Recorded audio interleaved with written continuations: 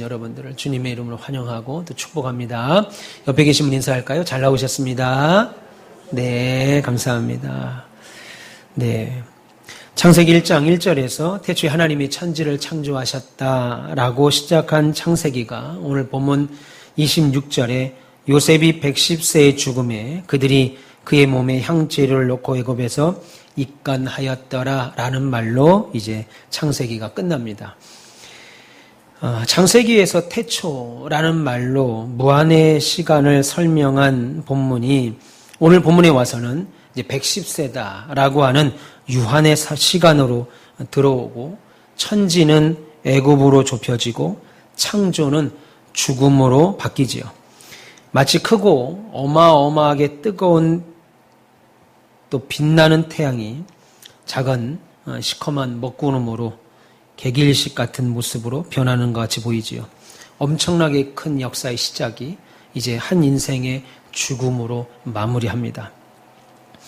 이처럼 창세기가 찬란한 생명과 창조로 시작해서 오늘 요셉의 죽음으로 끝나는 이유는 모든 인간은 죄인이고 그 죄의 싹은 결국 죽음이고 이 죽음의 문제는 누구도 해결할 길이 없다. 사람으로서는 그가 애굽의 총리가 됐든 그가 애굽의 왕 파라오가 됐든 사람에게는 죽음을 해결할 길이 없다라는 것을 함축적으로 우리에게 말하죠. 그래서 이 죄의 문제를 해결하기 위하여 예수께서 오셨고 우리를 대신하여 십자가에 죽으셨습니다. 그래서 예수 믿고 구원받은 우리들에게 사실 죽음이라는 것은 뭐 드라마에 나오는 것처럼 무로 돌아가는 것, 아무것도 아닌 것으로 돌아가는 것으로 끝나는 것이 아니고 새로운 시작이고 소망이 됩니다.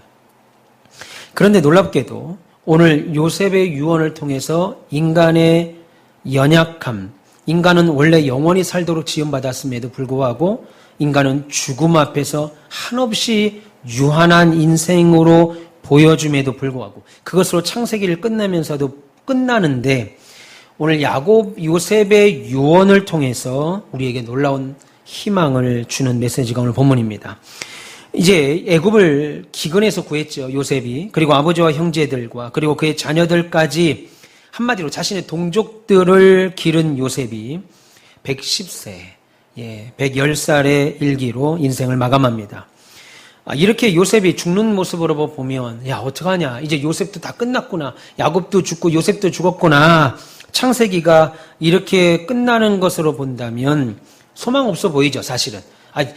태초에 하나님이 천지를 창조하셨다라고 하는 엄청난 대명제에서 시작한 창세기가 요셉이 죽어버림으로 나머지 남은 이스라엘은 어떻게 되는 건가 하는 모습을 본다면 소망 없어 보이죠. 그런데 우리가 여기서 놀라운 장면이 하나 나옵니다. 우리가 잘 살펴봐야 되는 한 단어가 나와요. 26절 끝에 보시면 입관하였다라는 말이 나옵니다. 26절 보시면 요셉의 110세의 죽음에 그들이 그의 몸에 향재료를 넣고 애굽에서 뭐라고 그럽니까? 입관하였다라고 말합니다. 우리말 성경은 이것이 의역이 됐죠. 원래 성경에 대한 의역이 되어서 원래 단어가 갖고 있는 의미가 다 상쇄됐습니다. 그럼에도 불구하고 우리는 성경이 하나님 말씀임을 믿고 가장 완벽하게 번역된 번역본이라고 믿고 성경을 읽지요. 그런데 히브리어 성경은 26절 끝에 입관하였다라고 하는 단어를 유의 있게 봐야 돼요. 26절 입관하였다라고 하는 단어에 사용된, 이 말에 사용된 히브리어 단어는 아론이라고 하는 단어입니다. 이 단어는 돈을 넣는 상자라는 뜻도 있고요, 사람의 시체를 넣는 관이라는 뜻도 있습니다. 그런데 성경의 많은 곳, 특별히 출애굽기와 민수기, 신명기에는 요 아론이라고 하는 단어를 어디에다 많이 썼냐면 특별히 출애굽기 22장, 25장 22절, 그 다음에 26장 33절을 보면 십계명 두 돌판을 넣는 언약궤를 말할 때 이 궤를 오늘 말하는 입관했다라고 하는 아론이라고 하는 단어를 썼습니다. 근데 그 단어를 지금 창세기에서, 물론 그 뒤에 단어로 시대적 배경은 더 뒤지만 성경이 오늘 의도를 가지고 그냥 박스라고 하지 아니하고 오늘 이 언약궤의 궤로 사용하는 궤를 요셉이 시신이 담기는 안치했다, 무덤에 들어갔다, 할 때 그 단어를 의도를 갖고 썼다라는 겁니다. 참고로 얘기하자면 십계명 두 돌파는 우리가 저 어릴 때 선생님들이 조사님, 그때는 조사라고 있었어요. 전도사님들이 설교할 때 5계명 해서 십계명 두 돌판이라고 하지만 아닙니다.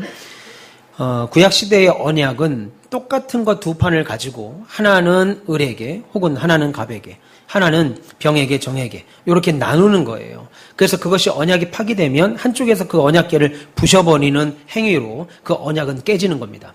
5계명에서 십계명 두 돌판이 아니고 똑같은 10계명, 10계명과 10계명 두 개를 다 가지고 있는 건데 하나는 하나님께서 그리고 하나는 사람이 이스라엘이 갖고 있는 건데 그 두 돌판을 다 하나님이 주셨죠. 우리가 십계명을 하나님 말씀이라고 더 믿는 것 가운데 하나는 성경 유일한, 물론 다 하나님이 쓰셨습니다. 성경은 다 하나님이 쓰셨지만 하나님이 친히 쓰신 것은 십계명에 나와 있는, 두 돌판에 나와 있는 십계명 말씀은 하나님이 친히 쓰신 말씀이죠. 쓰기를 친히 쓰셨다는 말이죠. 어쨌든 언약궤, 증거궤라고 하는 십계명 두 돌판을 넣을 때 사용했던 그 궤, 출애굽기, 민수기, 신명기에 많이 나온 그 언약궤, 법궤라고 하는 단어가 바로 야론입니다.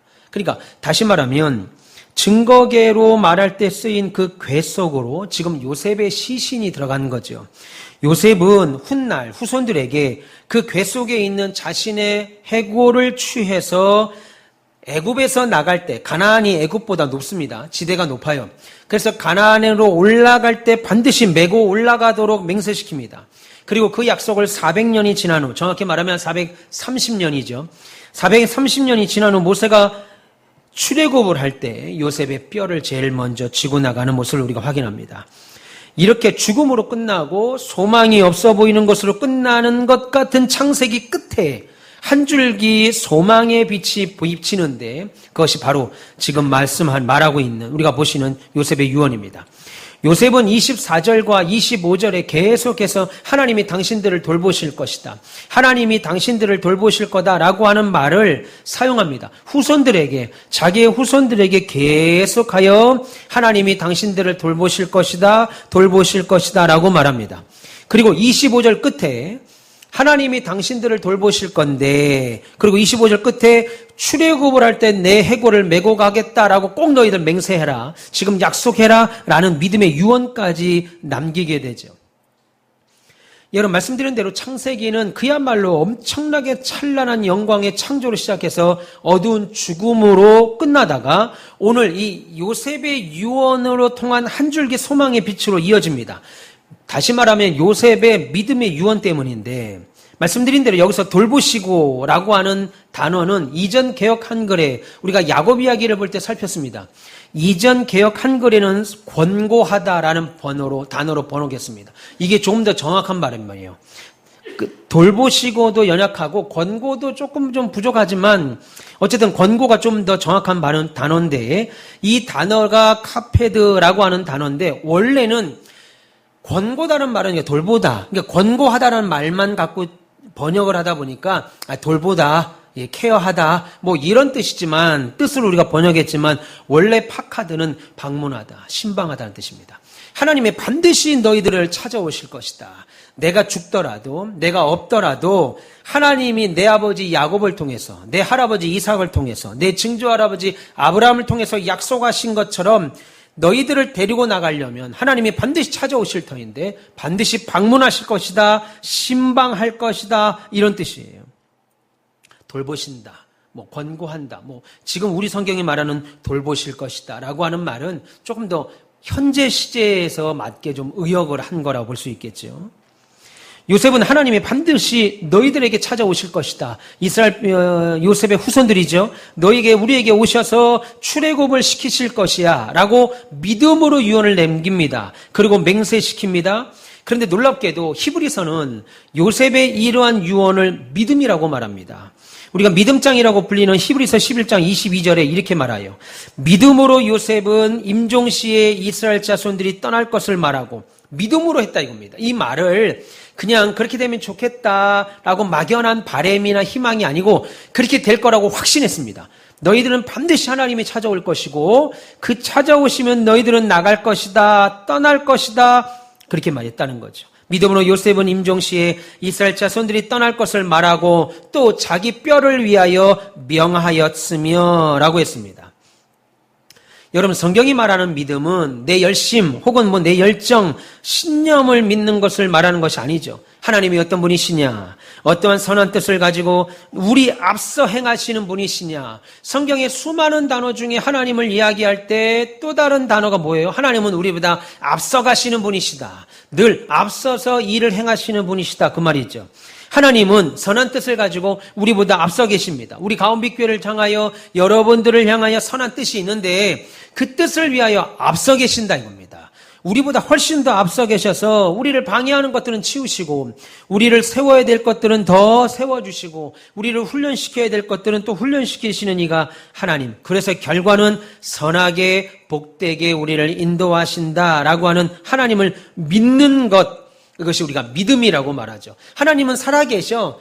그냥 어딘지 모르지만 그냥 하나님은 어딘가 있겠지. 어느 때가 되면 먼 곳에서 오셔서 우리를 만나러 오겠지. 이게 아니고 하나님은 어떤 분이시냐. 그리고 지금 우리가 주일 오후마다 소요리 문답을 통해서 하나님의 존재, 하나님의 누구시냐에 대해서 우리가 배우고 있습니다. 그리고 하나님은 어떤 선한 뜻을 갖고 있어서 우리보다 앞서서 우리를 선하고 복되게 인도하신다라는 것을 믿는 것이 믿음이라고 말합니다. 그러니까 보이지 않는 하나님이 보이는 하나님의 말씀, 약속이 있죠. 신명기 뭐라고 그래요? 너희는 무엇을 먹을까 마실까 염려하지 마라 라고 말하면 사람이 떡으로만 살 것이 아니고 하나님의 입에서 나오는 모든 뭐라고 그랬습니까? 말씀, 우리 성경은 그것을 말씀이라고 그랬는데 원뜻은 약속입니다. 하나님의 입에서 나오는 모든 약속으로 산다. 하나님이 너희들을 출애굽한다 그러면 출애굽한다는 거예요. 이제 우리 성경은 그것을 말씀으로 번역을 해서 막연한 성경 말씀 다겠지, 막연한 성경을 보겠지만 원뜻은 말씀이 아니고 하나님의 입에서 나오는 모든 뭐라고요? 약속입니다. 약속. 그게 원뜻이에요.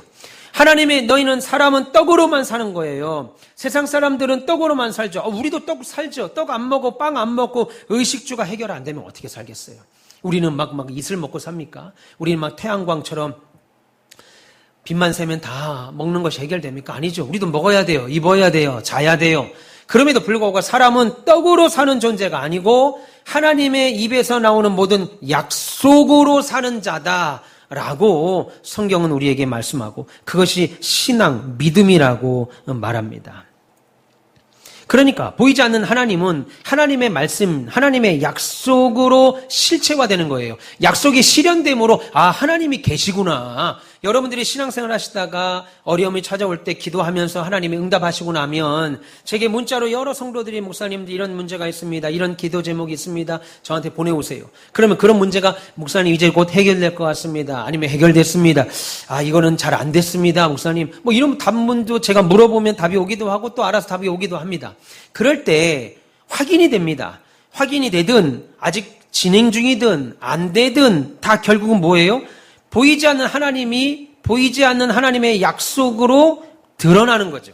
하나님이 하십니다. 하나님이 하실 겁니다. 라고 하는 약속으로 드러나고 실체화되고 그래서 하나님을 믿는다는 것은 곧 뭐예요? 하나님의 약속과 말씀을 믿는다는 거예요.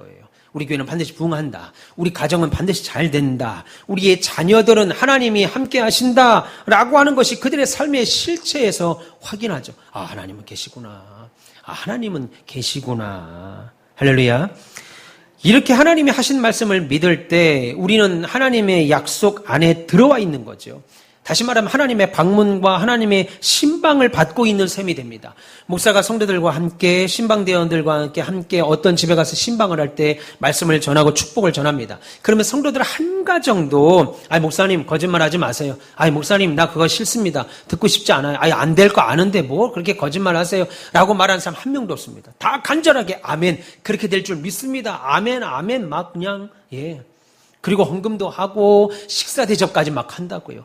저보고 하는 거 아니겠죠? 그 말씀이 이루어질 거라고 믿고 하나님의 사자들에게 하나님의 신방대원들에게 은혜를 베푸는 거잖아요.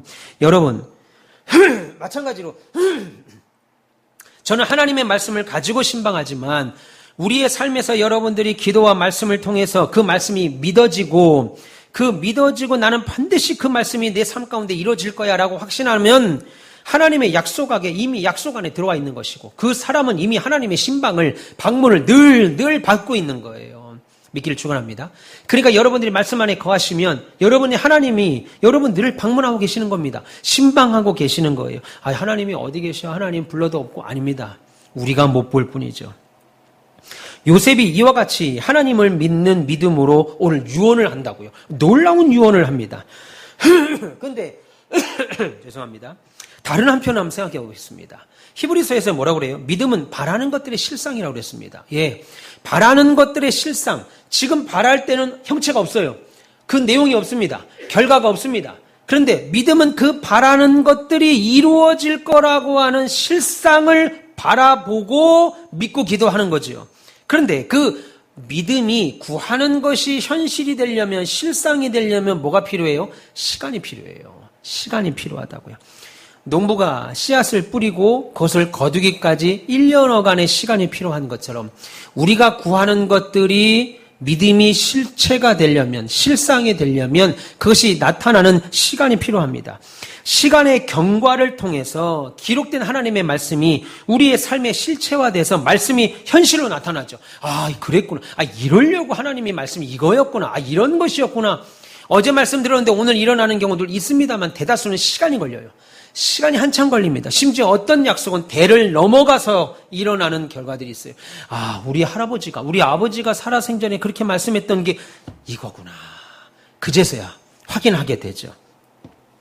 시간의 경과가 필요하다고요. 기록된 말씀들이 우리의 삶에 현실화됩니다. 따라서 신자들에게 여러 가지 고난과 시험의 시간들이 필요한 이유예요. 이걸 모르면 왜 예수 믿는데 어려움이 와, 고난이 와, 야, 이거 남들에게 말할 수도 없는 이 엄청난, 남들 이해할 수도 없는 이 괴로움이 왜 내게 오지? 그러므로 힘이 드는 오랜 고난, 환난 가운데 참고 기다리는 것, 그 자체가 바로 믿음이에요. 믿음을 보여주십시오 라고 할 때 뭔가를 보여줄 수 없죠. 눈에 안 보이는 믿음을 어떻게 보여줄 수 있어요? 그런데 교회를 위하여, 여러분의 가정을 위하여, 여러분 믿음을 위하여 하나님의 그 약속을 참고 견디는 그 모습 자체가 믿음이라는 거예요. 잘 보세요. 요셉이 후손들에게 해골을 메고 나가라. 꼭 하나님이 방문하신다. 얘들아, 하나님이 오실 거야. 신방 오실 거야. 그때는 너희들이 이 애굽에서 나가게 될 텐데 그때는 꼭 내 해골을 가지고 나가야 된다. 라고 맹세시킨 그 속에는 이러한 의미가 담겨 있습니다. 요셉의 해골을 메고 나가게 될 때까지 어느 정도인지는 모르죠. 얘들아, 100년 뒤에 나가. 200년 뒤에 나가. 30년 뒤에 나가. 그러면 참을 수 있을 겁니다. 혹 기다릴 수 있을 거예요. 하나님이 우리 교회에게, 여러분들에게 주신 그 언약의 약속들이 각 가정들에게 기도의 제목들이 해결되기까지의 시간이 하나님이 정해주신다면 그래 1년만 참지 뭐, 6개월 참지 뭐 한 2년 참지 뭐 참을 수 있습니다. 그런데 기약이 없어요. 그래서 진짜 믿음이 필요한 거죠. 요셉이 해골을 메고 나가게 될 때까지 어느 정도인지는 알 수 없었지만 분명히 시간이 필요했고 이들이 기다리는 시간들은 이들이 믿음이 되는 시간입니다. 기다리는 시간. 그래서 하나님이 애굽 광야에서 40년을 그들을 훈련시켰죠. 그래서 믿음의 책인 성경은 요셉이 시킨 이 맹세와 나중에 해골을 메고 나온 이야기를 성경 한 번만 말하지 아니하고 거듭거듭 말합니다. 출애굽기 13장 19절에 모세가 요셉의 해골을 취하였으니 이는 요셉이 이스라엘 자손으로 단단히 맹세케 하여 이르기를 하나님이 필연 너희를 권고하시리니 너희는 나의 해골을 여기서 가지고 나가라 하였음이라 라고 하면서 모세가 요셉의 해골을 취하는 장면. 그리고 여호수아 24장 32절에도 또 나옵니다. 이스라엘 자손 애굽에서 이끌어낸 요셉의 뼈를 세겜에 장사하였으니 이곳은 야곱이 세겜의 아비 하몰의 야곱의 자손에게서 금 100개를 주고 산 땅이라. 이것이 요셉 자손의 기업이 되었다. 우리가 지난주 살폈습니다. 이 내용이 여호수아에 가서도 또 이야기합니다. 모세 오경이 다 끝나고 나서 여호수아에 가서도 이야기가 얼마나 중요한 유언인지를 또 얘기한다고요. 근데 한번 생각해 보세요. 여러분들이 요셉의 앞에 앉아있는 후손들이라고 한번 생각해 봅시다. 여러분들이. 그리고 제가 만약에 요셉이라고 하겠습니다. 그리고 요셉이 이스라엘 자손에게 애굽을 떠나게 될 거야. 제가 여러분들에게 우리가 반드시 애굽이 떠나게 될 겁니다. 라고 말하고 자신의 그때 해골을 메고 갈 것을 맹세시켰습니다. 그런데 여기서 한번 생각해 보세요. 놀라운 사실 하나는 요셉을 알지 못하는 왕조, 이 당시의 왕조는 이시성, 우리나라처럼 동양의 사고처럼 아버지가 왕이 되면 아들이 되고 그 아들이 되면 그 아들이 되는 그런 성씨 왕조가 아니죠. 그래서 역성혁명을 일으키는 게 반역이잖아요. 성씨를 바꾼다고, 역성한다고요. 그런데 이 당시는 뭐냐면 왕조가 따로 있습니다. 예를 들면 A라는 왕조, B라는 가문, C라는 가문이 있으면 그 가문이 이번에는 힘을 얻으면 지난번에는 A라는 가문이 왕족이었는데 그 A라는 가문이 몰락하게 돼요. 예를 들어서 뭐 어떤 거겠습니까? 전쟁에서 몰락합니다. 전쟁에 선봉을 쓰는데 또 무슨 일을 할 때 국민들의 반란을 일으키게 됩니다. 그럴 때는 B라고 하는 왕조가 그 왕조 대신하여 왕이 되니까 오늘 요셉이 창출애굽기 1장 딱 들어갈 때 뭐라고 그래요? 요셉을 알지 못하는 왕조가 새로 등족했다라고 하는 말은 시간이 많이 지나서 요셉을 알지 못하는 왕이 태어났다는 말이 아니고 요셉이 알던 왕조가 무너지고 요셉에 대하여 알지 못했던 다른 왕조가 왕이 되므로 요셉과 이스라엘 백성들을 뒤를 봐줄 필요가 없었다는 거예요. 그런데 잘 보세요. 지금 요셉이 이스라엘 자손들에게 앉혀놓고 하는 말이 너희가 반드시 애굽을 떠날 거야. 하나님이 방문하실 거야. 그때 내 해골을 메고 나가. 언젠지는 몰라. 근데 꼭 나가. 맹세해. 그렇게 하겠다고 약속해. 라고 말할 때 생각을 해보세요. 요셉이 알지 못하는 한 왕조가 일어나서 이스라엘 백성들을 학대하기 전까지 이스라엘 백성들이 스스로 애굽을 떠날 생각을 했겠습니까? 아이 무슨 얘기야. 우리 지금 이렇게 잘 살고 있는데 무슨 애굽을 떠난다는 소리 하고 있어. 했겠어요 그 사람들이요? 지금 요셉은 믿음을 바라보고 믿음을 가지고 아버지 야곱과 할아버지 이삭과 증조 할아버지는 아브라함의 믿음이 대세손손온 그 믿음이 그대로 전수된 요셉의 구원사적인 눈으로 볼 때 말하고 있는 그 내용을 자손들이 알았겠냐 이겁니다. 하나님이 요셉을 알지 못하는 왕조가 일어나서 그들을 학대할 때야 하나님 우리 내보내주세요. 더 이상 못 살겠습니다. 라고 하는 말이 그때 하지. 지금 유언을 하고 있는 입장에서 지금 요셉 할아버지 도망들었다. 아유 미쳤다. 우리가 지금 여기서 지금 애굽에서 어떤 부귀 영화를 누리고 살고 앉았는데 지금 뭐 나간다는 소리. 이 땅 놔두고 어디를 나가 지금. 이스라엘 자손들은 스스로 애굽을 떠날 생각은 절대 하지 않았을 겁니다. 그래서 지금 요셉이 하는 이 유언을 직접 들은 사람이나 그 앞에서 요셉 앞에서 들었던 사람들이나 혹은 훗날 입으로 계속하여 400년 가까이 들었던 후손들도 사실 이해가 안 됐을 거예요.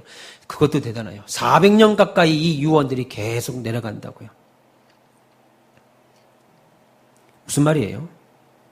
인생은 스스로가 잘난 척하지만 의로운 척하지만 개뿔 아무것도 없다는 거예요. 스스로 구원을 시킬 만한 노력과 은혜, 능력이 하나도 없습니다. 여러분 자신들이 아무리 깨끗하게 산들 얼마나 깨끗하게 살겠어요, 여러분들이요? 그 술, 담배 안 하는 거요? 그거 안 하는 것이 여러분의 믿음의 답니까? 예수 안 믿는 사람들도 건강 때문에 술, 담배 안 하는 사람 태반이에요, 요즘. 그게 믿음의 다라고 그러면 내 믿음이 얼마나 부족하고 얼마나 한심스러운 믿음이에요. 여러분, 우리의 믿음을 보여줄 때 뭘로 보여주겠어요? 그러니까 인생은요, 스스로 구원을 구하지도 않고 스스로 찾을 능력도 없다라는 겁니다.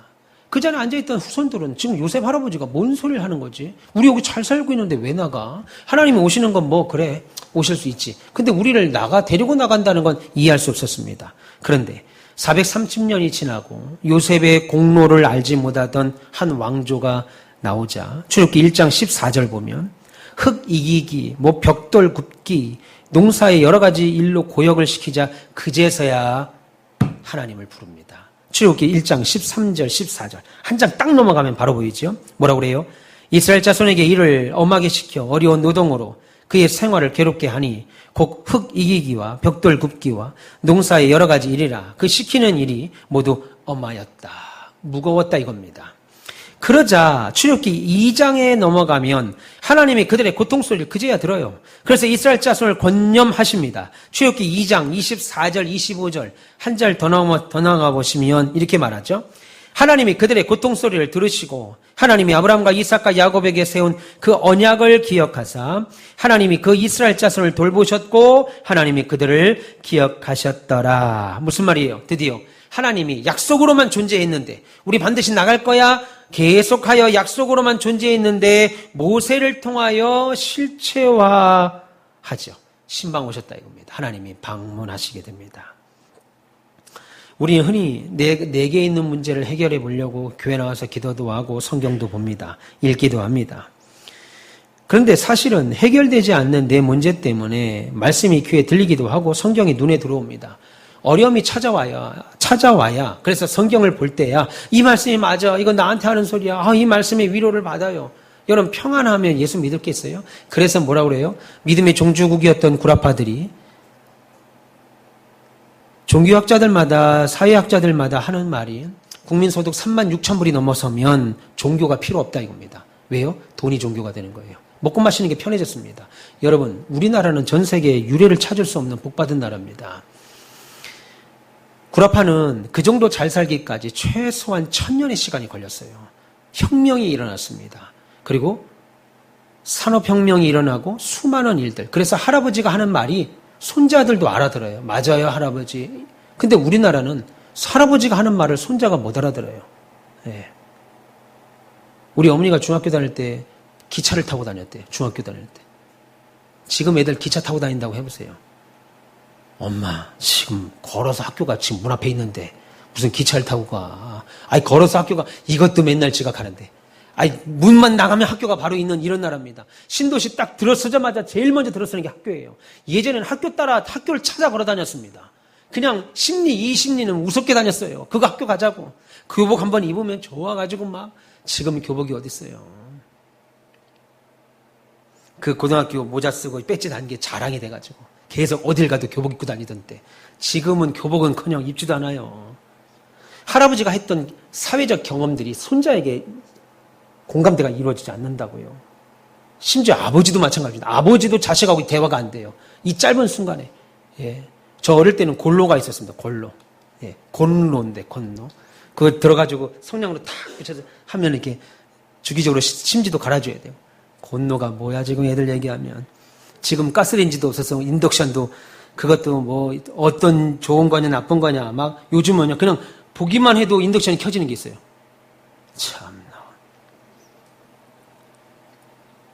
그런 시대에 사는데 골로 시대에서 지금은 우리 아이들 학교에 에어컨 시스템 에어컨 다 들어가죠. 히터 다 들어가죠. 저 어릴 때만 해도 조개탕 가다가 맨날 조개탕 뜨고 도시락들 거기 위에다가 올려놓고 그냥 어떻게 하면 난로 근처에서 살까 공부 잘하는 놈들만 선생님이 놓고 공부 못하고 덩치 큰 놈들은 저쪽 구석 가서 앉으라고 하고 옛날은 농협에서 와가지고 그냥 뭐 졸업할 때까지 가져가 통장에서 일주일에 월요일날 가면 1000원씩 500원씩 적금하고 애들 얘기 못 알아듣습니다.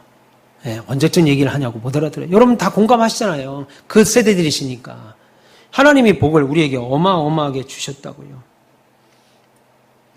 그런데 어려움이 찾아오면 그제서야 성경이 눈에 들어와요. 이 구절들이 막 내게 들어와요. 여러분 사람의 본성상 평상 때 내가 잘 되거나 아니면 그냥 온유할 때는 어떤 문구가 먼저 들어와요? 막 축복의 문구가 들어오죠. 잘 되면 더 잘 되기를 원하고 지금 내가 잘 살고 있으면 축복의 문자를 축복의 메시지를 받으려고 막 연말에 가서 성경 뽑기 하잖아요. 저는 개인적으로 우리 교회는 하지 않습니다. 미신적인 요소입니다. 그 왜 성경 뽑기를 왜 하는지 모르겠어요. 말씀 뽑기라고 그랬죠. 그거 다 미신입니다. 하나님의 말씀을 그렇게 편파적으로 취하면 그게 뭐 무당도 아니고 그게 뭐예요 그건. 그런 거 하면 안 돼요. 예. 성경 66권 전체를 봐야지. 그 연말에 와서 무당 그거 성경을 쭉 뽑다가 나하고 딱 반대되는 게 오면 마음이 확 상한다고. 예. 그러니까 전사들이 막 저도 예전에 그랬는데 제가 부교육자 있을 때 좋은 구절만 다 찾는 거예요. 누가 받아도 상처 안 받는 구절들 있죠. 누가 받아도 그거 찾는데 머리가 아파요. 그게 뭐예요 그게. 하나님 말씀은 우리 마음속에 들을 때 상처가 돼야 돼요. 막 골수를 쪼개야 돼요. 내 영혼이 막 골수가 쪼개지고 막 여러분 골수 등에서 골수 한번 빼보세요. 웃으면서 뺄 수 있겠는가. 그런 상처들이 막 말씀 안에서 뽀개져야 되는데 좋은 구절. 그거 잘 받았다고 사진 찍어서 막 자기 카톡에 올리고 그런 거 하면 안 됩니다. 그거 다 미신적인 요소예요. 하나님 말씀이 미신이 아니라 그래서 그거 뽑으면 그거 좋다고 막 그냥 왜 그거 하는지 모르겠어요. 취지가 변질됐죠. 처음에 취지는 그 말씀 붙잡고 살자는 것이었는데 그래서 여러분 교회가 1년 표를 붙잡고 있는 그 표 붙잡고 사세요. 예. 우리 표 2025년 표가 뭐예요? 존귀한 자는 존귀한 일에 서리라. 존귀한 사람은 자꾸 존귀한 일을 계획하는 거예요. 복 받으려고 막 그냥 문구 막 성경 찾습니다. 근데 진짜 믿음은요, 잘 될 때가 아닙니다. 어려움을 당할 때 찾아요. 고난 가운데 있으면 드디어 무슨 성경 구절이 들어와요? 잘 되고 복 받고 이거 안 들어오고 하나님에 대한 구원의 말씀이 막 들어온다고요. 그래, 하나님이 구원하셔야지, 하나님이 도우셔야지 막 그런다고요. 성경에 나오는 인물 중 성공한 사람보다 실패한 사람이 훨씬 많습니다. 그 사람의 실패를 통해서 길을 발견하고 생명을 찾고 구원을 받기 때문이죠. 여러분, 놀랍게도 믿음으로 맹세시킨 요셉의 유언으로 인해서 출애굽할 때 요셉의 죽은 해골이, 잘 보세요. 출애굽을 할 때 요셉의 죽은 해골이 장정 60만을 인도하는 모습으로 보입니다. 다시 말해서 믿음으로 죽은, 혈과 육이 없는 죽은 요셉의 뼈가 혈과 육이 있는 이스라엘 민족에게 가나안 땅을 소망하게 한다고요. 그리고 혈과 육이 있는 수백만의 이스라엘 자손을 가나안 땅으로 인도합니다. 요셉의 뼈가 깃발이 되죠. 여러분, 전쟁터에서 깃발을 들고 다니잖아요. 사극이나 이런 영화 보면 깃발 들잖아요. 내 몸 하나 들기도 힘든데 칼 차고 창 차고 깃발 들고 막 뜁니다. 앞에서. 깃발을 왜 들겠어요? 깃발을 왜 들겠습니까? 지금이야 깃발 들고 전쟁 안 하죠.